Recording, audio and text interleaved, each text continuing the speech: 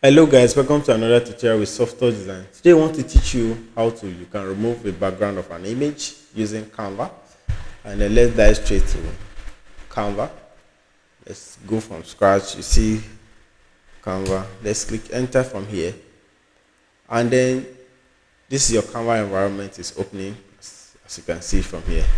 Then click on create and then let's just use any presentation template or from here just come to upload and click on upload file.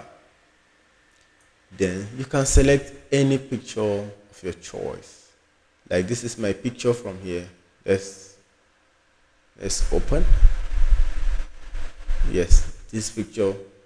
Then at this point in time, click on edit image. Click on edit image. The working environment is opening and your photo is still uploading. Let's wait for it a bit to upload. It has uploaded and then we'll click on, this is the BG remover, meaning background remover. Then click on background remover. Let's wait for it. The process is going. And then it has successfully removed the background so smoothly. You can see, you zoom in, there is no left out. It's very perfect and we can use it in our own design. And then click here to you download your image, and then you remember to download, and this download comes in PNG. Look at the PNG format here, which you can actually use it in any of your design.